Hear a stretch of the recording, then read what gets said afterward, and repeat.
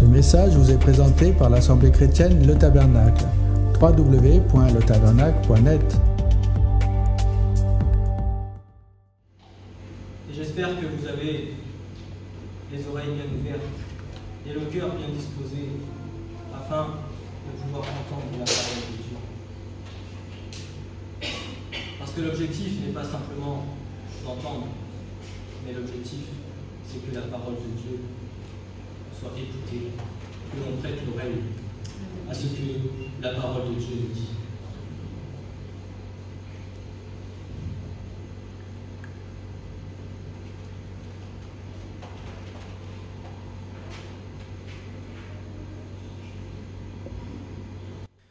Et le message de ce matin fait suite à la réunion que nous avons eue vendredi, par laquelle nous avons partagé avec les frères, avec les sœurs. Le message de ce matin est le suivant: soyons des disciples de Christ.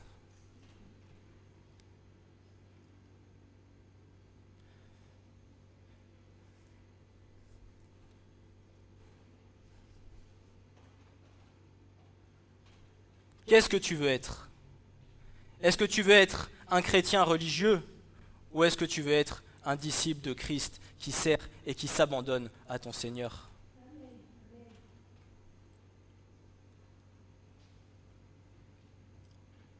Qu'est-ce que tu veux être dans ton cœur?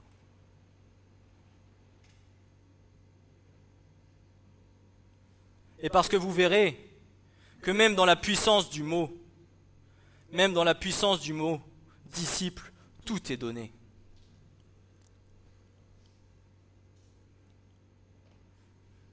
Et ce que le Seigneur attend aujourd'hui, ce ne sont pas des enfants de Dieu religieux, ce sont des enfants de Dieu ayant la puissance de l'Esprit, étant vivants et vivant selon la volonté, étant capables de tout abandonner.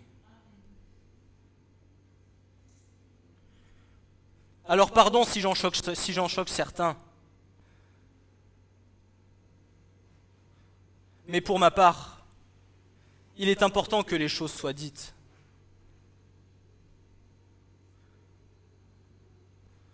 S'abandonner à Dieu, ce n'est pas simplement faire le b.a.-ba religieux de toutes les semaines. Être disciple de Christ, c'est être capable de tout mettre sur l'autel. Est-ce que tu comprends ce que ça veut dire, tout?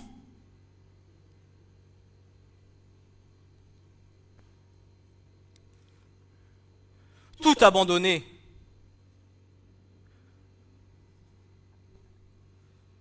Il y a bien souvent où nous disons « Seigneur, je t'aime. Seigneur, tu es tout pour moi. Seigneur, je veux que tu sois le premier dans ma vie. » Mais bien souvent, je vais vous le dire, on le fait passer en second, ou en troisième, ou en quatrième.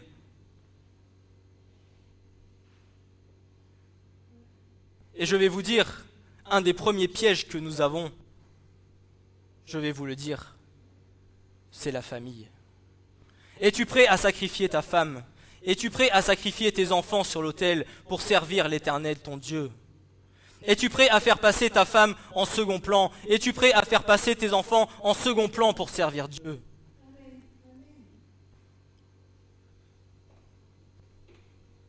Es-tu prêt à cela?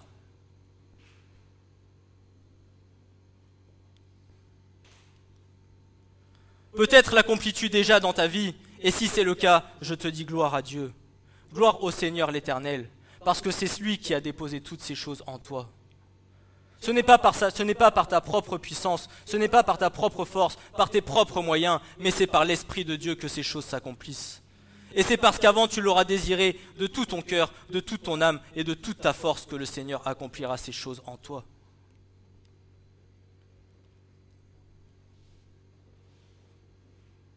Mais je suis désolé de le dire.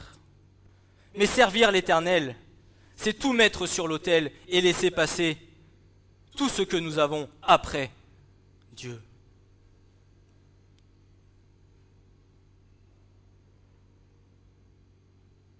Il n'attend pas des chrétiens religieux, il attend des disciples et des serviteurs dans la vérité, des serviteurs dans l'humilité, des serviteurs dans la crainte, des serviteurs consacrés à l'Éternel.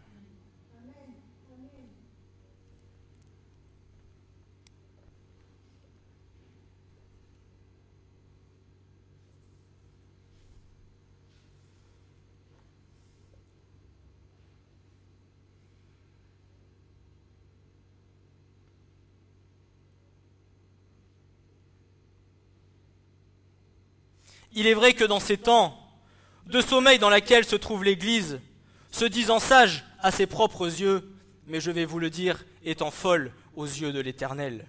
Il est important de replacer les choses telles qu'elles le sont, selon la parole de Dieu. Beaucoup se disent chrétiens et se disent servir l'Éternel, mais combien sont véritablement, aux yeux du Messie, ses disciples? Combien se laissent véritablement instruire? Combien se laissent véritablement conduire, étant capables de tout abandonner et tout sacrifier sur l'autel pour le suivre lui, de tout son cœur, partout où il voudra que nous allions?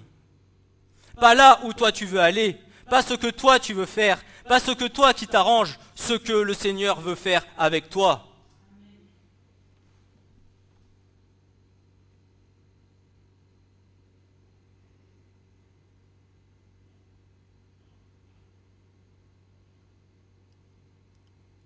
À qui le Seigneur a dit dans sa vie, abandonne tout et maintenant toi, suis-moi.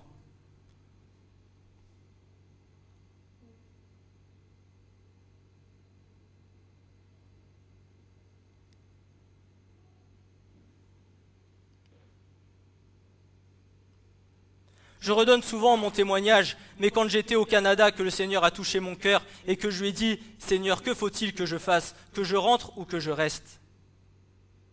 J'ai demandé à mon frère qui m'a dit, écoute ton cœur, mais je savais que le Seigneur voulait que je rentre.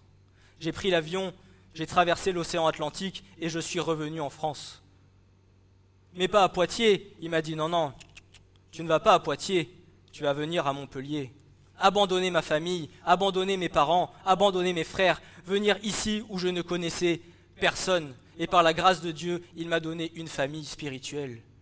Et je lui rends grâce pour ces choses. Le Seigneur prévoit tout, mais là où il veut que tu sois, alors vas-y. Et si demain il te dit, abandonne tout et toi suis-moi, alors laisse tes bagages et toi suis-le. Et regardez tous les hommes de la parole, regardez tous les hommes de la parole, qu'est-ce qu'ils ont fait? Ils ont tout abandonné pour servir l'Éternel. Regardez lorsque Moïse est monté sur la montagne. Lorsque Dieu l'appelait pour qu'il reçoive l'étape de la loi, est-ce qu'il a dit « Attends Seigneur, c'est pas le temps, il faut que je m'occupe de ma femme et de mes enfants » Non, il a dit « Désolé, il faut que je parte, Dieu m'appelle. » Dieu m'appelle. Pas demain, pas dans 5 minutes, maintenant.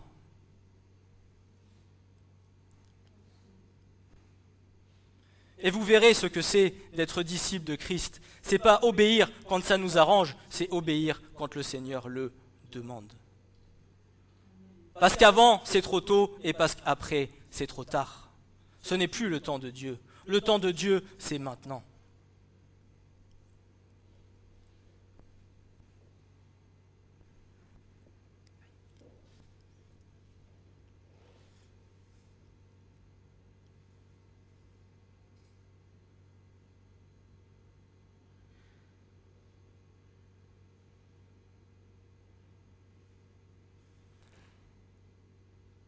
Les apôtres suivaient le Christ partout où il allait. Est-ce que si demain le Seigneur te dit « Vends ta maison, vends tous tes biens et suis-moi », que fais-tu?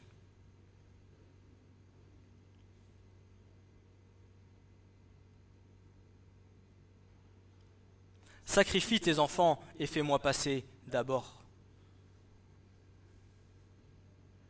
Mais je vais te dire une chose.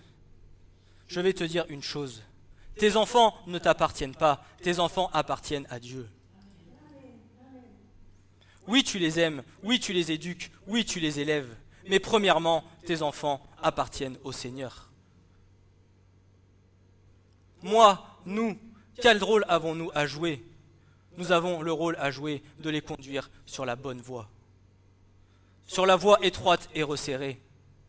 Mais avant tout, nos enfants appartiennent à Dieu.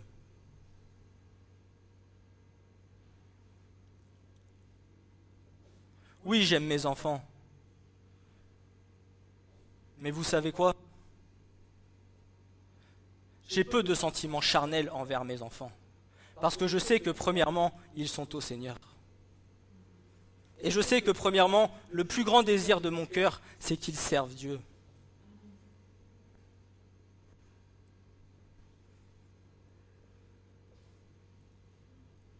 Et que déjà, dès l'âge de 3 ans, de 4 ans, de 5 ans, enseignez-les, enseignons-les, montrons-leur les dangers de la vie, les dangers du monde, gardons-les de toute tentation. Parce que nous sommes les gardiens de nos enfants. Et c'est le rôle que le Seigneur attend que nous jouons.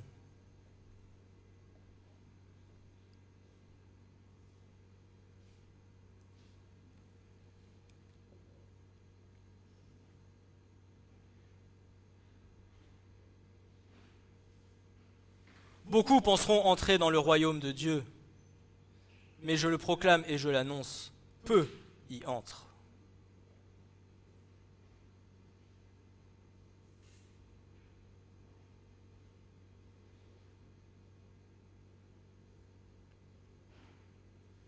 La consécration est la clé pour entrer par la porte étroite. Pas la religion, la consécration. La mise à part. La première place dans ton cœur que tu vas laisser à Dieu.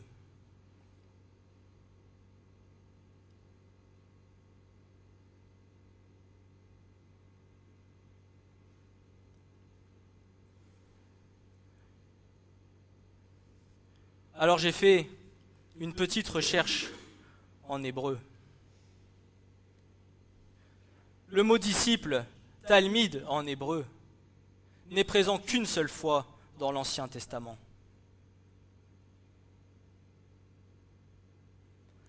Talmid qui est constitué du tav, du lamed, du mem, du yod et du dalet.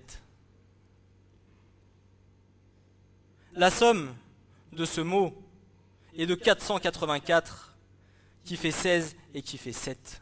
7 qui est la perfection de la création de Dieu.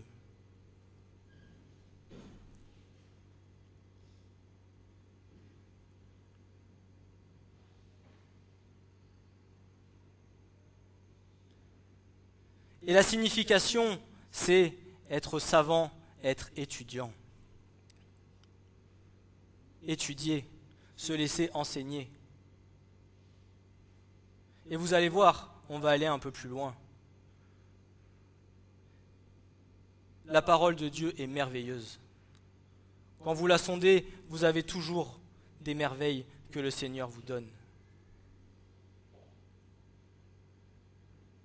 Alors j'ai pris chaque lettre du mot disciple en hébreu. La première lettre, c'est le tav. Le tav qui est le symbole de la croix, qui est symbole de la marque, du signe, le sceau divin de Dieu sur ta vie. Alors si tu es disciple de Christ, alors tu as le sceau divin sur ta vie. Tu es marqué et le Seigneur sait que tu le connais et qu'il te connaît. Combien de chrétiens viendront à se présenter devant la face de Dieu et Dieu lui dira « Moi, je ne te connais pas ».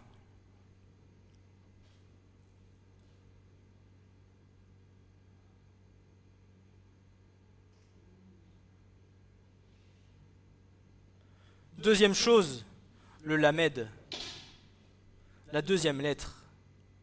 Que signifie le lamed? Le lamed désigne un aiguillon, c'est-à-dire celui qui conduit. Il désigne le fait d'enseigner, il désigne le fait d'apprendre, il désigne le fait d'instruire. Mais à quoi est envoyé un disciple? Le disciple est envoyé de la part du Seigneur, est enseigné de la part du Seigneur, et il est envoyé pour instruire et pour enseigner son prochain.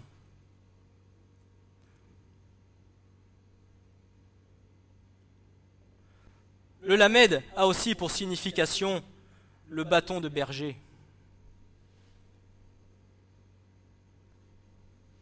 Un disciple n'est-il pas un berger pour le troupeau, qui va le conduire sur la bonne voie, là où il doit aller, qui va l'aiguiller afin qu'il aille sur le chemin étroit et resserré où mène la vie éternelle?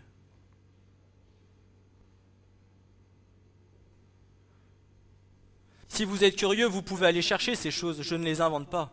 C'est pas moi qui me suis dit, tiens, le lamed ça veut dire ça, le tav ça veut dire ça.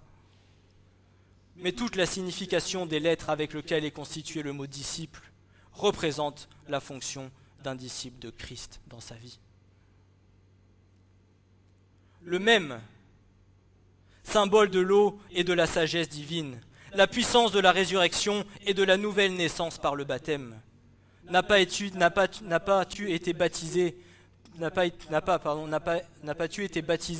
par la puissance de l'eau et d'esprit? N'a pas tu été baptisé et tu es ressorti en nouveauté de vie par les eaux du baptême?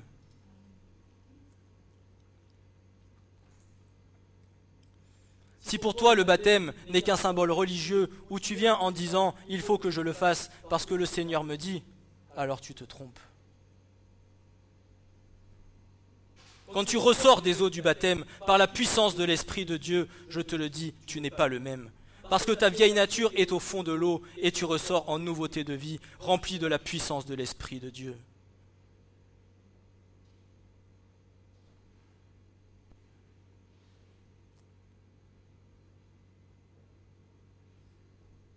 Quand je parle du baptême, je ne parle pas du baptême religieux. Je parle du baptême par la foi et par la puissance de l'Esprit.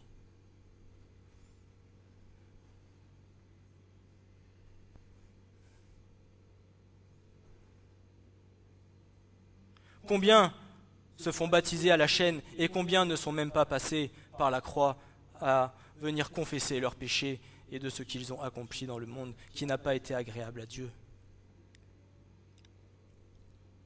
Combien passent par le baptême sans être passés par la confession des péchés?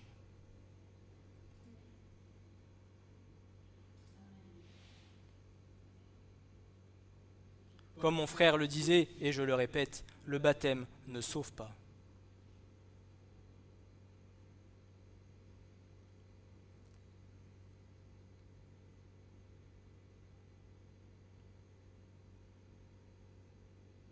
La preuve, c'est que le même, sa valeur 40 apparaît systématiquement pour signaler un isolement et une transformation.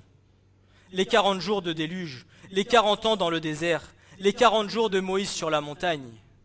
À chaque fois qu'il y a eu quelque chose avec le chiffre 40, il y a eu une transformation. Et c'est pour ça que je dis que lorsque tu vas dans les eaux du baptême, que tu es plongé au fond de l'eau et que tu ressors en nouveauté de vie, tu n'es pas la même personne. Et je n'invente pas ces choses, je vous le dis parce que je l'ai vécu de ma propre vie. Je sais que quand j'ai été baptisé ici et que je suis ressorti, j'ai ressenti que je n'étais pas le même homme.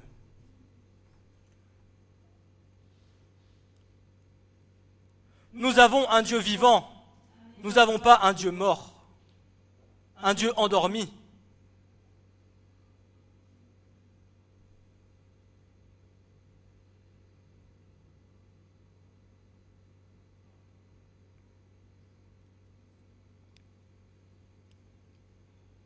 Pour être disciple de Christ, il y a un prix à payer.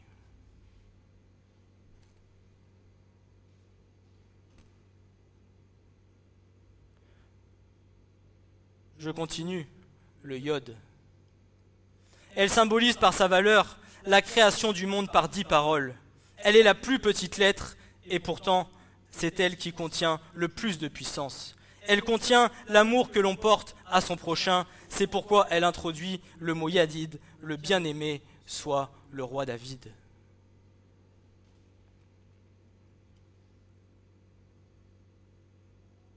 En tant que disciples de Christ, nous avons pour ordre d'aimer notre prochain comme nous-mêmes.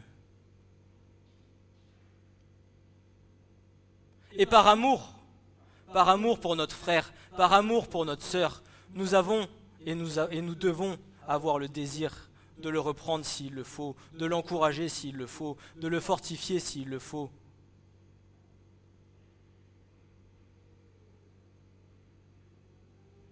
D'accomplir tout ce que la parole de Dieu demande.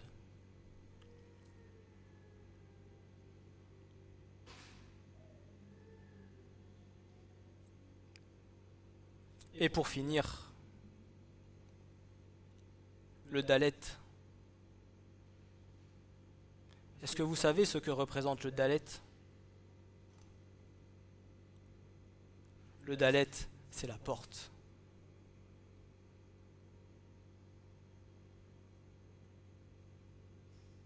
Celle par laquelle les justes entreront.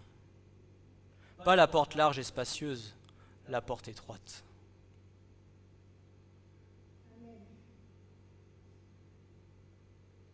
Dans le mot, nous avons toute l'explication de comment un disciple doit se conduire pour en terminer avec la justification de sa marche, c'est-à-dire la porte étroite.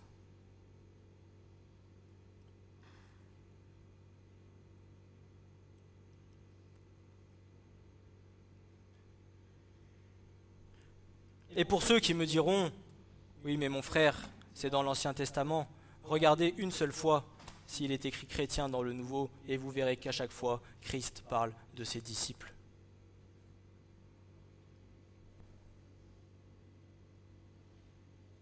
De ceux qui sont prêts à s'abandonner, de ceux qui sont prêts à le servir,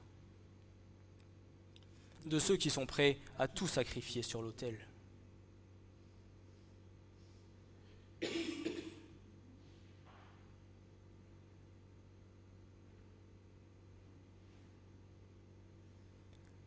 Et je continue. Le mot talmid en hébreu vient de la racine lamad, lamed même et dalet, qui veulent dire apprendre, enseigner, exercer à. Souvent traduit par enseigner, apprendre, exercer, donner de la science, mettre, instruire, instruction, recevoir l'instruction, imiter, dompter et dresser. C'est-à-dire qu'en tant que disciple de Christ, tu n'es pas simplement demandé à être apte à enseigner ton frère ou ta sœur, à conduire ton frère ou ta sœur. Ce à quoi tu es aussi appelé, c'est d'être capable de recevoir les enseignements et de les accepter dans ton cœur. Accepter les enseignements de Dieu, accepter les enseignements des anciens. Écouter, entendre les enseignements des anciens, avec le discernement par l'Esprit qui, bien évidemment, tu t'assures que ce qui est enseigné soit semblable à la parole de Dieu. Ne pas avaler toute parole et ne pas gober toute parole, mais d'être capable de discerner la vérité selon ce qui est enseigné. Comme les Béréens, cherche, sonde, assure-toi que ce qui est annoncé soit la vérité. Mais il faut que dans ton cœur, tu sois apte à recevoir les enseignements des anciens. Parce que si tu crois tout connaître et tout savoir, tu te trompes. Parce que plus tu apprends, plus tu sondes, plus tu connais Dieu et moins tu connais Dieu.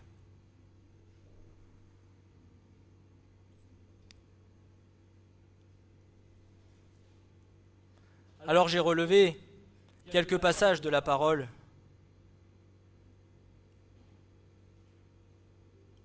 où le mot lamad était présent. Et le premier passage que je vais vous donner, c'est Deutéronome, chapitre 4, verset 1. Versets 1 et 2.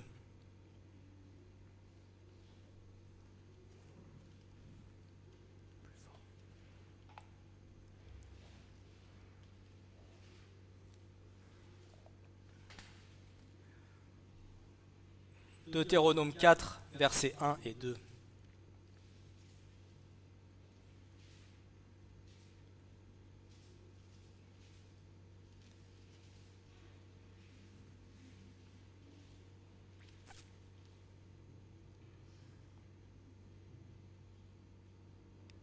Et maintenant, Israël, écoute les statuts et les ordonnances que je vous enseigne, pour les pratiquer afin que vous viviez et que vous entriez dans le pays que l'Éternel, le Dieu de vos pères, vous donne et que vous le possédiez. Vous n'ajouterez rien à la parole que je vous commande et vous n'en retrancherez rien afin de garder les commandements de l'Éternel, votre Dieu, que je vous commande.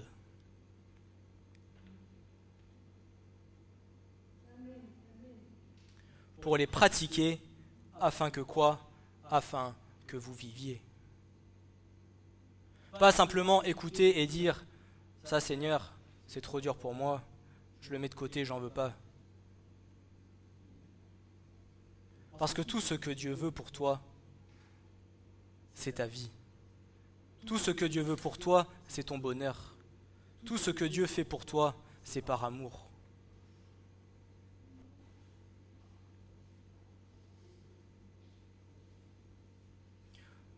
Tous les enseignements que Dieu donne, c'est pour faire grandir. C'est pas pour blesser, c'est pas pour faire du mal, c'est pour grandir.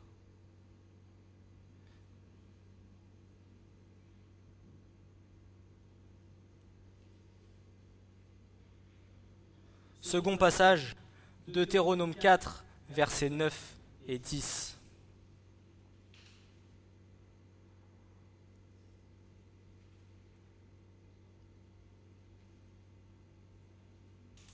Seulement, prends garde à toi et garde soigneusement ton âme, de peur que tu n'oublies les choses que tes yeux ont vues, et afin que tous les jours de ta vie, elles ne s'éloignent pas de ton cœur, mais que tu les fasses connaître à tes fils et aux fils de tes fils. Le jour où tu te tins devant l'Éternel, ton Dieu, à Horeb, quand l'Éternel me dit « Assemble-moi le peuple, et je leur ferai entendre mes paroles, qu'ils apprendront, pour me craindre tous les jours, qu'ils seront vivants sur la terre, et qu'ils enseigneront à leurs fils. »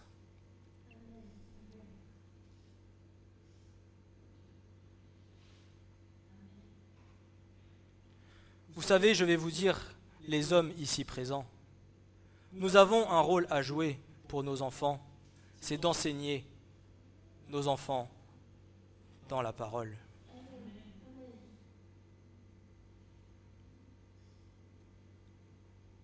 Je mets en valeur les hommes, mais les femmes, vous avez énormément de dons que le Seigneur vous a donnés pour la maison, pour vos maris, pour vos enfants. Vous êtes une grâce pour nous.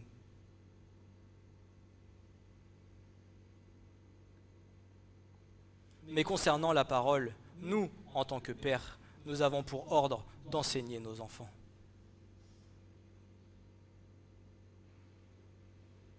Et quand je parlais tout à l'heure du mot disciple qui vient à parler d'être un aiguillon, c'est pour que nous conduisions les enfants sur la bonne voie. Vous savez, comme le train, pour ne pas qu'il déraille, être certain que si tu veux aller à Marseille, tu t'aperçoives que l'aiguillon soit dans le bon sens et pour pas qu'il finisse à Lyon.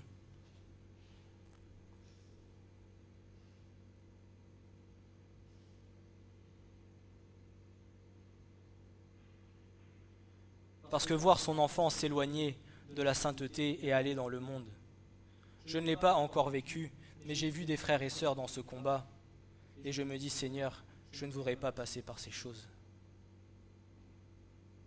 Parce que c'est des pleurs, parce que c'est des larmes, parce que c'est des souffrances, parce que c'est des combats. Bien que la parole soit semée, mais en attendant, l'ennemi fait quand même son œuvre.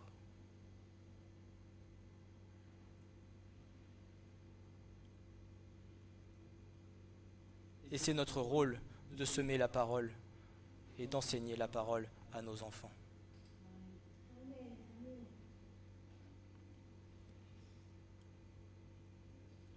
Je ne viens pas à dire qu'il faut que tu lui apprennes l'hébreu à 3 ans, mais simplement par des petites choses, par des paroles qui sont adaptées à son âge, en lui expliquant simplement les choses, et petit à petit en venir à l'enseignement même de la parole de Dieu.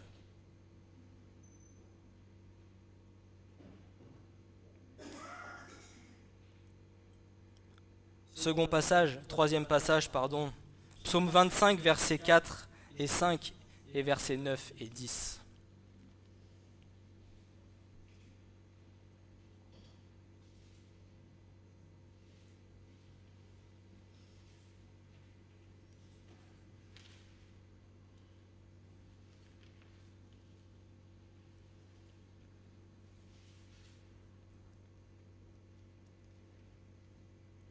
une prière de David. Une prière qui devrait être dans nos cœurs tous les jours.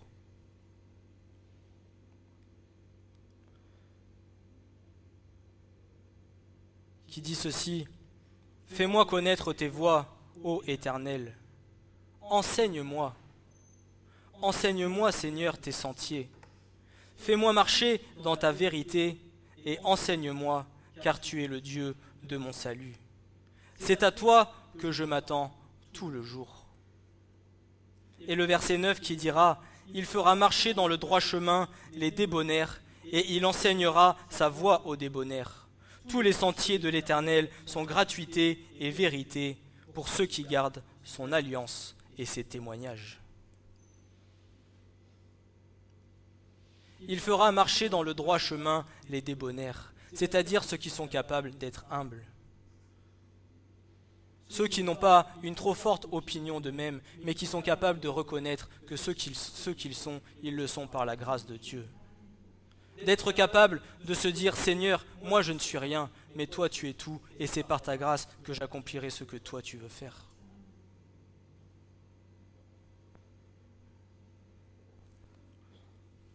Oublions le regard des hommes. Oublions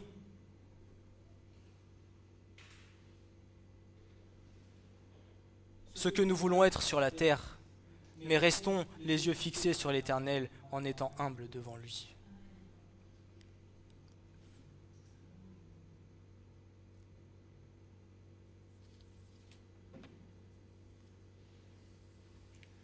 Et enfin, dernier passage, Ésaïe 48, versets 16 et 17.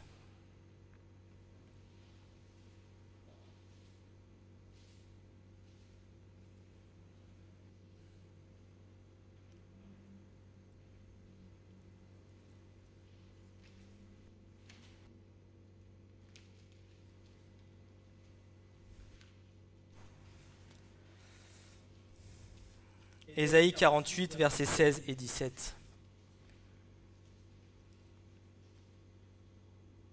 Et prêtez l'oreille à ce qu'il est dit.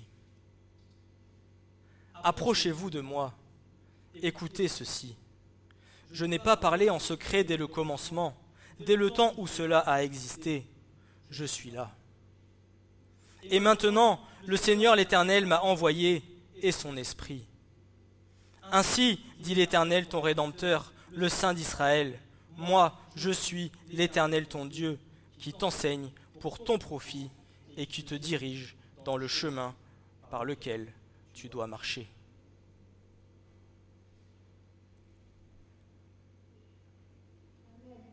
Ce n'est pas premièrement ton pasteur, ce n'est pas premièrement ton frère ou ta sœur, qu'importe. Premièrement, c'est le Seigneur ton Dieu qui te conduit sur le droit chemin et qui va venir t'enseigner. Qui d'autre que le Saint-Esprit est le meilleur enseignant que nous pouvons recevoir? Qui d'autre que le Saint-Esprit est la meilleure révélation que nous pouvons avoir? Vous savez, c'est comme quand vous achetez quelque chose au magasin. Plus vous avez d'intermédiaires, plus à la fin ça coûte cher. Là, vous allez directement à la source. Au moins, vous êtes sûr de ne pas être trompé. Vous connaissez sans faire de racisme, ce qu'on appelait le téléphone arabe à l'école, et ça passe par 1, par 2, par 3, et au final, arrivé à la 5e personne, entre ce qui a été dit et ce qu'on entend, ça n'a plus rien à voir. Là, vous allez directement à la source. Mais pour aller directement à la source et avoir la puissance de la réponse du Saint-Esprit, il y a un prix à payer, un abandon, un sacrifice. Mais que voulons-nous dans nos cœurs? Être des disciples de Christ ou vivre notre foi selon notre bon désir?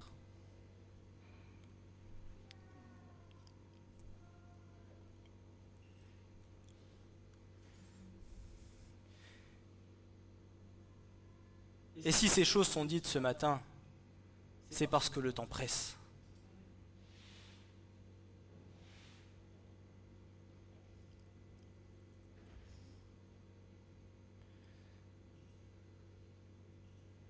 Et comme ce que j'ai dit vendredi soir, et ça c'est ma conviction de cœur à moi personnelle, Mais lorsque nous monterons là-haut, croyez-moi que nous serons sûrement bien plus étonnés de voir des personnes que nous ne pensions pas être sauvées, alors que d'autres qui faisaient apparence de piété, qui étaient remplis de la parole, qui étaient des hommes et des femmes qui montraient une telle puissance dans l'esprit, mais seulement en apparence, qui eux peut-être resteront le jour de l'enlèvement.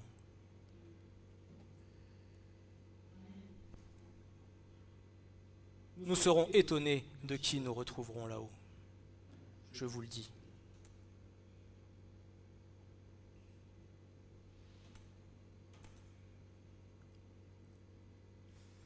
Comme nous pouvons le voir par ces différents passages de l'Écriture, être disciple de Christ en vient premièrement à désirer ardemment d'un cœur sincère, de se laisser enseigner par l'Esprit de Dieu en étant capable de tout abandonner ce que nous avons ici-bas, autrement dit, ne pas y attacher d'importance et d'être pleinement attaché au cœur de l'Éternel en accomplissant sa volonté pour chacune de nos vies. Et je vous conseille de lire un passage dans la parole de Dieu, dans 1 Roi 19, versets 9 à 21, c'est l'appel d'Élisée. Et en parallèle, si je peux me le permettre, écoutez l'enseignement de mon frère Francis Lorens sur l'appel d'Élisée. Je peux vous dire que c'est un appel qui a bouleversé, c'est un message qui a bouleversé ma vie.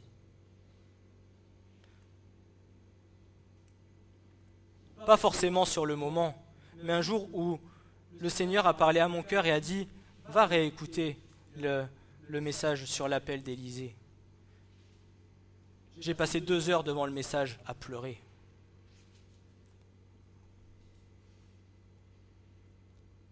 Si vous voulez voir ce que c'est que de s'abandonner pour l'appel de Dieu, écoutez ce message. Parce que qu'est-ce qu'a fait Élisée? Lorsqu'Élie est venu le chercher, il était en train de labourer avec ses 12 paires de bœufs, et qu'a-t-il fait? Lorsque Élie a jeté le manteau, qu'est-ce qu'a fait Élisée?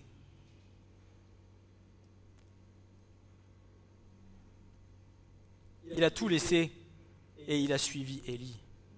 Il a même été à sacrifier sa 12e paire de bœufs sur l'autel. Pas la première, la 12e. Il a tout abandonné pour suivre ce que le Seigneur lui demandait de faire. Il n'a pas regardé à ce qu'il avait, il n'a pas regardé au bien qu'il avait, il a tout abandonné.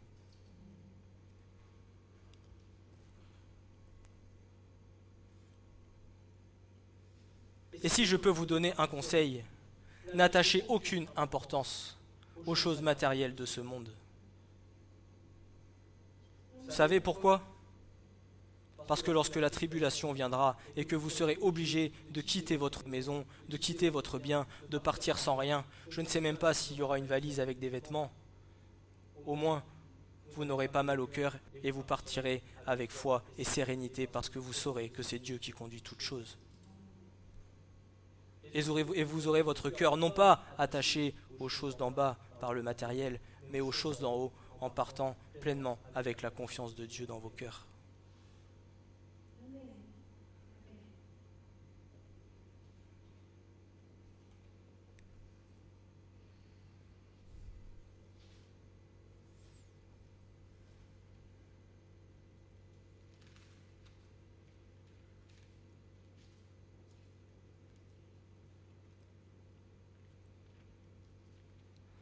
Alors nous allons prendre le passage de Jean, chapitre 21, versets 18 à 22.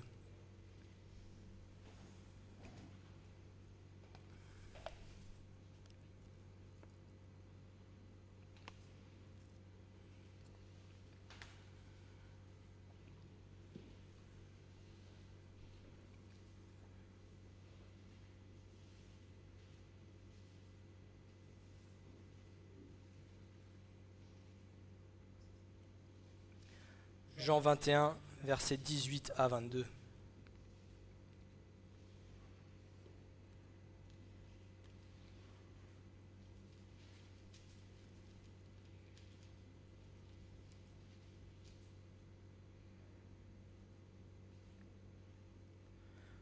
en vérité, je te dis, quand tu étais jeune, tu te saignais et tu allais où tu voulais. Mais quand tu seras devenu vieux, tu étendras les mains et un autre te ceindra et te conduira où tu ne veux pas. Or, il dit cela pour indiquer de quelle mort il glorifierait Dieu, et quand il lui dit cela, il lui dit « Suis-moi ». Pierre, se retournant, voit suivre le disciple que Jésus aimait, qui aussi, durant le souper, s'était penché sur sa poitrine et avait dit « Seigneur, lequel est celui qui te livrera ?» Pierre, le voyant, dit à Jésus « Seigneur, et celui-ci,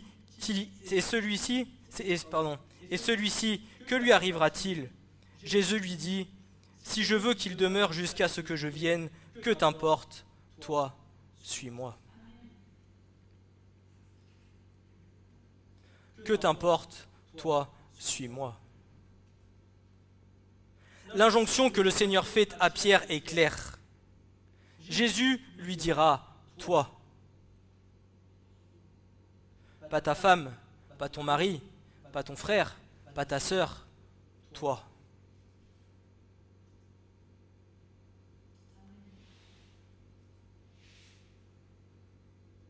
Et c'est la même chose qu'il nous demande aujourd'hui à chacun d'entre nous qui avons été établis pour être avant tout des disciples de Christ. L'engagement du disciple est individuel, personnel et intime. Car il s'agit d'une relation personnelle avec le Seigneur, même si cet engagement consiste à collaborer avec d'autres. Pierre aimait s'appuyer sur Jean, mais il est préférable de s'appuyer sur Jésus lui-même. Malheur à l'homme qui se confie en l'homme, mais bienheureux l'homme qui se confie en l'Éternel. Bien que Pierre soit appelé à faire des disciples et paître des brebis, mais il doit être et rester lui-même disciple dans une relation personnelle et directe avec son maître, Yeshua, en restant un berger du souverain berger.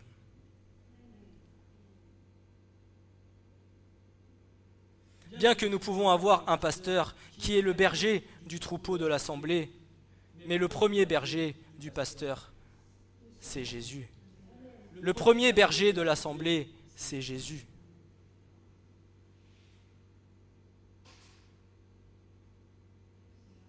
Ne donnez pas la gloire aux hommes, mais rendez la gloire à Dieu.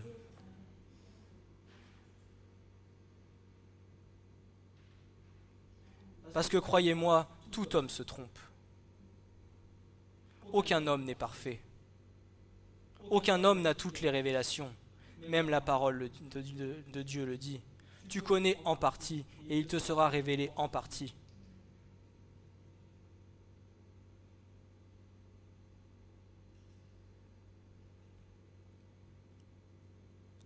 Et Pierre nous le redit dans 1 Pierre 5, versets 1 à 7. J'exhorte les anciens qui sont parmi vous, moi qui suis ancien avec eux et témoin des souffrances de Christ, qui aussi est part à la gloire qui va être révélée. Paissez le troupeau de Dieu qui est avec vous, le surveillant non point par contrainte, mais volontairement, ni pour un gain honteux, mais de bon gré. Comme dominant sur des héritages, mais en étant les modèles du troupeau. Et quand le souverain pasteur sera manifesté, vous recevrez la couronne inflétrissable de gloire. Pareillement, vous, jeunes gens, soyez soumis aux anciens, et tous les uns à l'égard des autres. Soyez revêtus d'humilité, car Dieu résiste aux orgueilleux, mais il donne la grâce aux humbles. Humiliez-vous donc sous la puissante main de Dieu, afin qu'il vous élève quand le temps sera venu, rejetant sur lui tout votre souci, car il a soin de vous.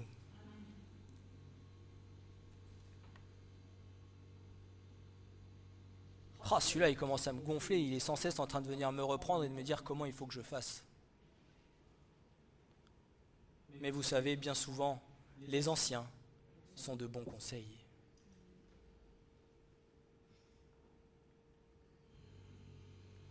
Et si c'est vraiment un ancien qui est né de l'esprit, croyez-moi, tout ce qu'il fera, il le fera par amour. Et tout ce qu'il vous donnera, il vous le donnera, non pas afin de vous rabaisser, mais afin que vous puissiez grandir en Christ. Et je sais de quoi je parle.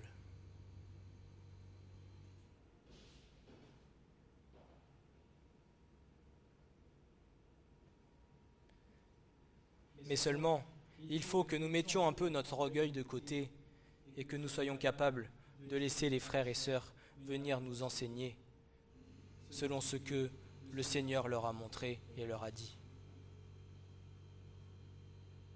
Parce que parfois nous ne voulons pas écouter les anciens et la première chose que nous faisons, c'est nous prendre un mur.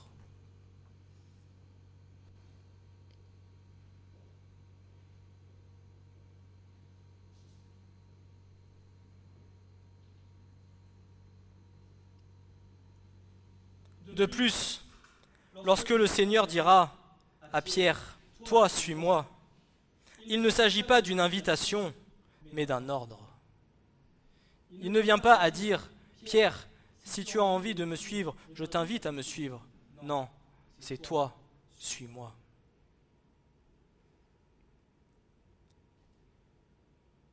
Et ce qu'il attend d'un disciple, c'est que le disciple le suive, lui.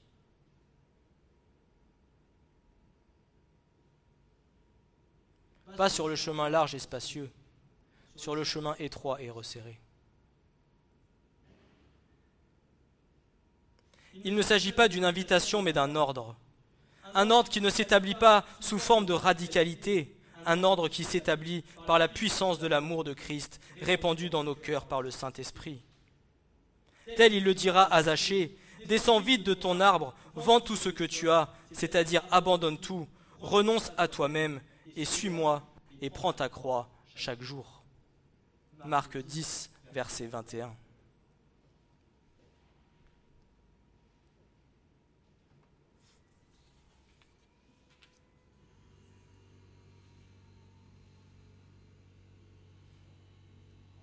Mais bien souvent, plutôt que d'obéir à la propre volonté de Dieu, nous venons nous-mêmes à poser nos conditions.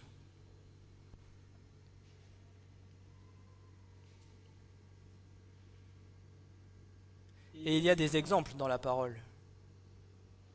Combien de fois, autant avons-nous reçu dans nos cœurs où le Seigneur nous parlait, nous demandait quelque chose et nous avons dit « Attends 2 secondes Seigneur, d'abord j'ai ça à faire. Attends 2 secondes Seigneur, c'est pas le temps, je viendrai tout à l'heure. »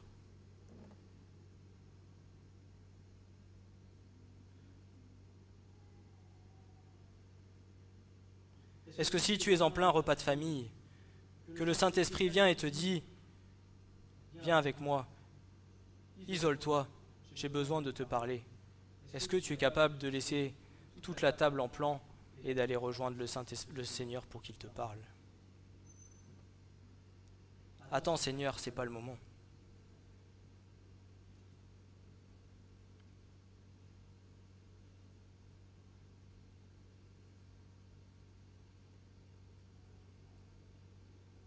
Nous devrions être sans cesse aiguisés à ce que l'Esprit veut nous dire.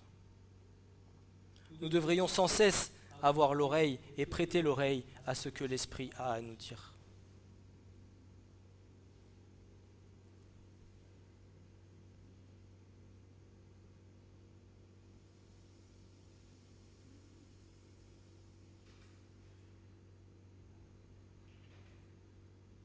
Et nous avons plusieurs exemples. Le premier que nous avons, c'est Matthieu 8, versets 21 à 22, qui dit ceci. « Et un autre de ses disciples lui dit, « Seigneur, permets-moi de m'en aller premièrement et d'ensevelir mon Père. » Mais Jésus lui dit, « Suis-moi et laisse les morts ensevelir leurs morts. » Et le deuxième, qui est très intéressant, c'est le passage de Luc, chapitre 9, versets 57 à 52. « Et il arriva, comme ils allaient par le chemin, qu'un certain homme lui dit, « Seigneur, je te suivrai où que tu ailles. » Et Jésus lui dit, « Les renards ont des tanières, et les oiseaux du ciel ont des demeures. Mais le Fils de l'homme n'a pas où reposer sa tête. » Et il dit à un autre, « Suis-moi. » Et il dit, « Seigneur, permets-moi d'aller premièrement ensevelir mon Père. » Et Jésus lui dit, « Laisse les morts ensevelir leurs morts, mais toi, va et annonce le royaume de Dieu. » Et un autre aussi dit, « Je te suivrai, Seigneur, mais permets-moi de prendre premièrement congé de ceux qui sont dans ma maison. » Et Jésus lui dit, « Nul qui a mis la main à la charrue et qui regarde en arrière n'est propre pour le royaume de Dieu. Je te suivrai, Seigneur, mais permets-moi premièrement de finir mes petites affaires, de voyager, de me marier, de me créer une situation. Où est le réel abandon et la véritable soumission au souverain sacrificateur dans tout cela? Cet abandon qui permettra de se laisser former, qui t'aidera à renoncer, à changer, à comprendre, à apprendre, afin de devenir un véritable disciple de Christ. Le terme « permets-moi » vient déjà montrer que tu poses toi-même tes conditions, t'arrogeant de restreindre l'autorité du Maître. Et dans le premièrement, cela montre que tu donnes une place secondaire au Seigneur et qu'il n'est pas premier dans tes priorités. Attends Seigneur, laisse-moi premièrement faire ces choses.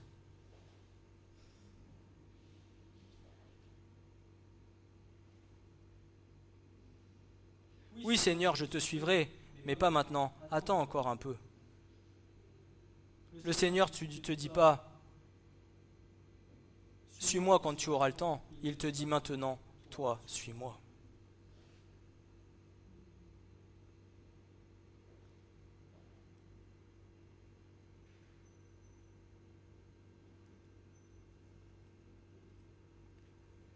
Et troisième exemple, dans Luc 14, versets 17 à 20.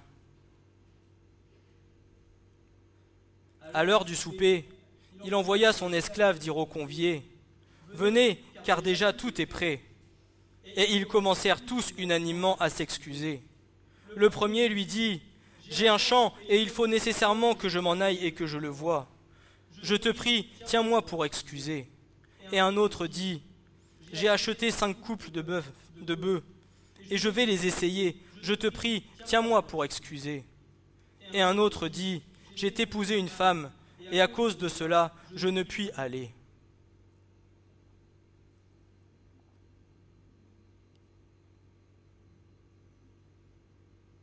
Bien souvent,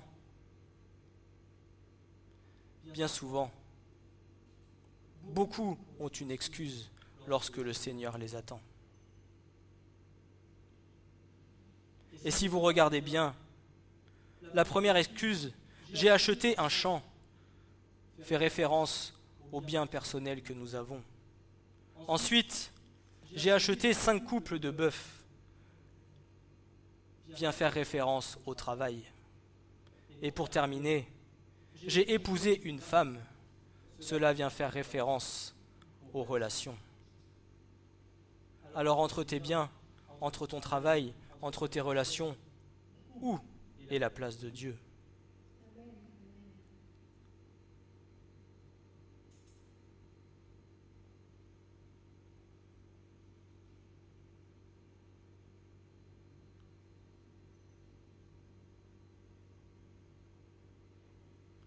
Nous l'avons chanté. Je veux t'aimer, Seigneur, de tout mon cœur et de toute ma force. Mais le Seigneur veut que ton cœur soit totalement à lui, et que le mien soit totalement à lui, afin non pas que nous soyons des petits chrétiens, mais que nous soyons des disciples de Christ. Il n'a pas dit « Allez et faites de toutes les nations des chrétiens », il a dit « Allez et faites de toutes les nations des disciples ».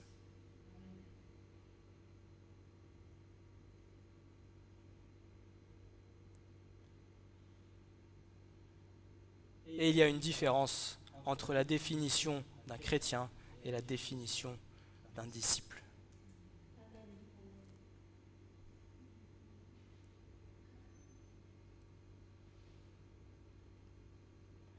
Alors je vais m'arrêter là pour aujourd'hui, mais je n'ai pas fini le message.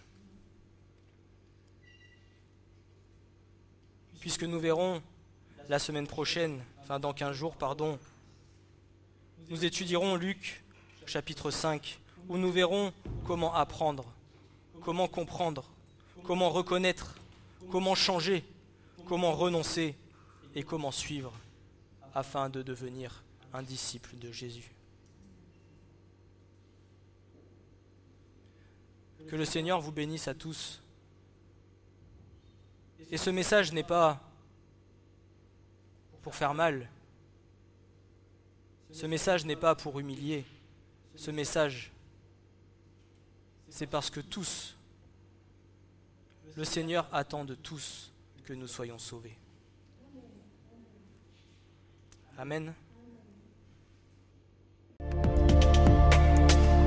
Ce message vous a été présenté par l'Assemblée chrétienne Le Tabernacle. www.letabernacle.net